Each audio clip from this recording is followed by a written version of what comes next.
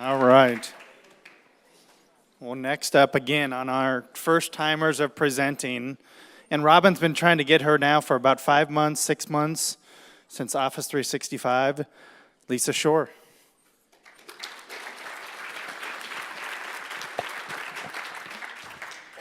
Hey everyone, I want to start with a very important question, or actually a comment. We're all here for the same reason, I think, and that's to grow our businesses, right? Right? So I want to know, is your image holding you back from that growth and success? So in 1992, Eric founded our business as a junior at the University of Rhode Island. And our name, PC Troubleshooters, was perfect. We did what we said. We were a break-fix organization. Your computer broke, you fixed it.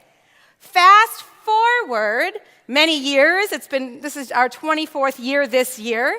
Our whole evolution happened. Technology changed, managed services, cloud computing, all came into being. So what we were coming up against, though, were two big questions, and they kept holding us back from gaining prospects. I didn't know you could handle that, and can you handle our needs? I didn't know you did that.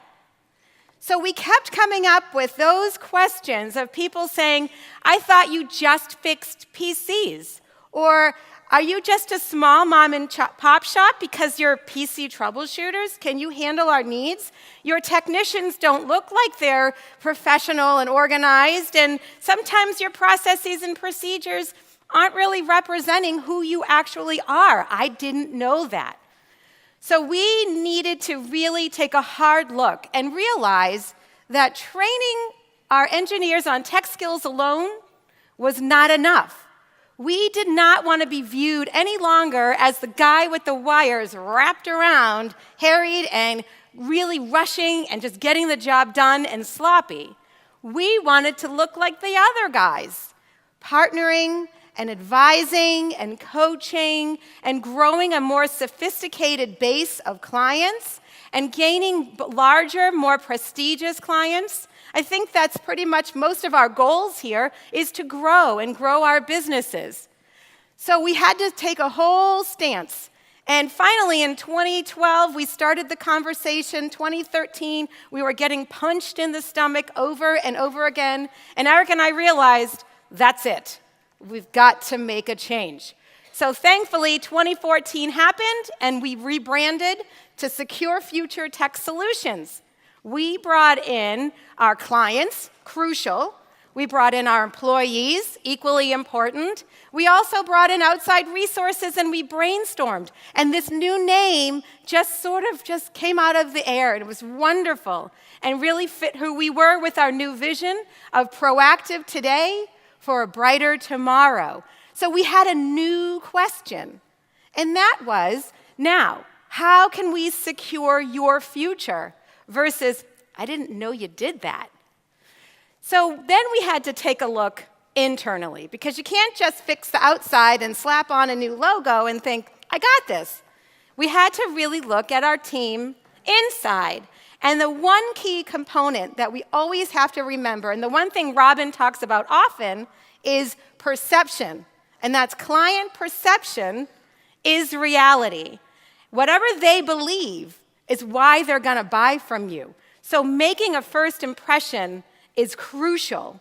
So what I'm going to share with you today are 5 areas, 5 strategies that we focused on within our organization, our image, our corporate brand, that all of you can incorporate into your businesses as well. So tip number one is branding consistency is key. Having your logo everywhere is crucial to making sure that everyone can easily identify you.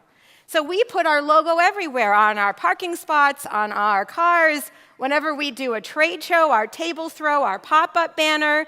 Look at my PowerPoint, has my logo on it. Everything has a logo and looks professional. Our reports that we provide clients, our social media headers, Everything is consistent and clean looking and professional. Number 2, I surveyed many of you, and many of you have said to me that I have texts that I can't send on the road because of how they look. You know what? We had a problem too. We sent an engineer home once because he showed up with ripped jeans. That is not the impression I want to send. I want everyone, this is what my team looks like now. Notice how I'm dressed. Notice how Eric is dressed. This is our standard uniform. No excuse for sloppy engineers or sloppy team members. Not to mention grooming, how disgusting it is to have dirty nails at a client's keyboard. That's an impression you do not want to leave. So number 3, and we did this very uncomfortable exercise yesterday with Robin. From a show of hands, how many of you are uncomfortable with the phone call exercise and had some realities that, well, I think I need some work? Thank you. I see some hands, right? So we had a problem, and we lost a big car dealership that we worked with for 10 years because of our phone skills. Not a good thing. So I wrote scripts, which are on the dashboard, by the way. So I wrote scripts to make sure that everyone was answering consistently. So I want you to hear the difference between pre-script and post-script. So listen to this first one, and this is pre-script. Secure Future, this is Kimberly speaking. How can I help you? Hi there. My name is Jim Gallagher. I work for a environmental consulting firm here on Rhode Island, and we're looking to get some information on or pricing to have a SQL server set up and possibly a backup drive for our network. Okay. Right? Wait, it's better. What was your name again? Did you get the pause and did you hear the part where she said, what's your name again? Do you think we got the business? Do you think that prospect that we've been working so hard and spent so much money to cultivate hired us? But here's the next. Good afternoon, Secure Future Tech Solutions. This is Jocelyn. How can I help you? Hi, Jocelyn. Tammy from Property Advisory Group. How you doing? Hi, how are you? Good. I'm calling because I have 2 new employees that are starting in Westward Ho in Phoenix. Okay. So I need to set up logons on the computers here for them.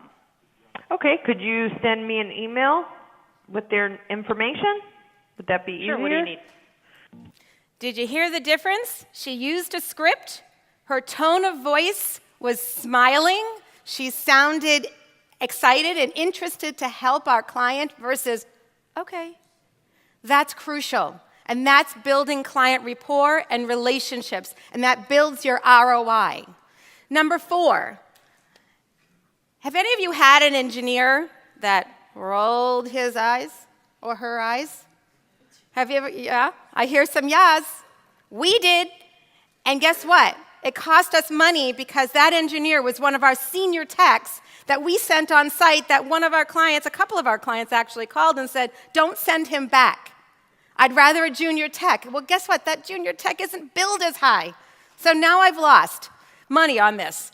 And so I had to write a workshop on identifying positive and negative body language, strong handshakes, eye contact, stance, and posture. All of that sends a huge message. And remember, perception is key. So then the last one, number 5, is really take note. And yes, that is not a typo. Grammar, grandma.